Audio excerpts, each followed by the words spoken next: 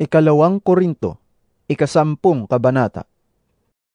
Akong si Pablo, na ang sabi ng ilan ay mapagpakumbaba at mabait kapag kaharap ninyo, ngunit matapang kapag wala riyan, ay nakikiusap sa inyo, alang-alang sa kababaang loob at kabutihan ni Kristo. Ipinapakiusap kong huwag ninyo kong piliting magsalita ng mabigat pagdating ko riyan, dahil kaya kong gawin iyon sa mga nagsasabing kami namumuhay ayon sa pamamaraan ng mundong ito. Kung nabubuhay man kami sa mundong ito, hindi naman kami nakikipaglaban ayon sa pamamaraan ng mundong ito. Ang sandata namin sa pakikipaglaban ay hindi makamundo, kundi ang kapangyarihan ng Diyos na nakakapagpabagsak ng mga kuta.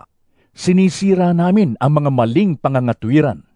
Ginagapi namin ang lahat ng pagmamataas laban sa kaalaman tungkol sa Diyos, at binibihag namin ang lahat ng isipan upang matutong sumunod kay Kristo.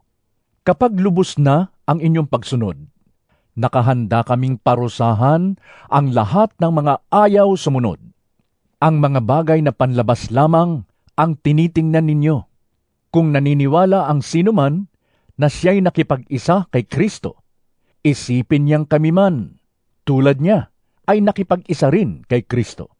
Ipagmalaki ko man ang kapangyarihang ibinigay sa amin ng Diyos sa ikakatibay ninyo at hindi sa ikapapahamak, hindi ako mapapahiya. Huwag ninyong isiping tinatakot ko kayo sa mga sulat ko. Sinasabi ng ilan na sa mga sulat ko lamang ako matapang.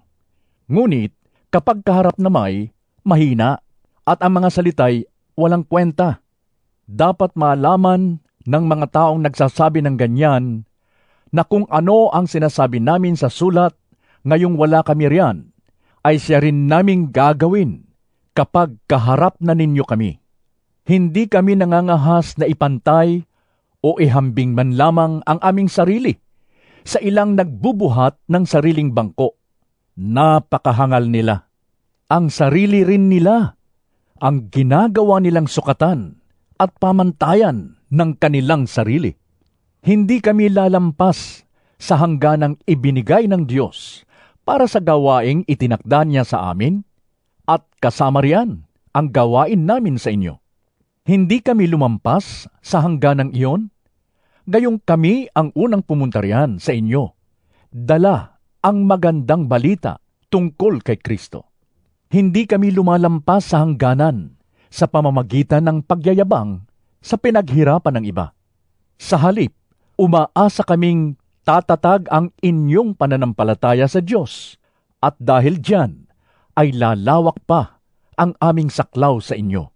Sa gayon, maipapangaral namin ang magandang balita sa ibang mga lupain, hindi lamang sa inyo, nang hindi ipinagyayabang ang pinaghirapan ng iba. Tulad ng sinasabi sa kasulatan, kung may nais magmalaki, ang ipagmalaki niya ay ang ginawa ng Panginoon. Hindi ang taong pumupuri sa sarili ang katanggap-tanggap, kundi ang taong pinupuri ng Panginoon.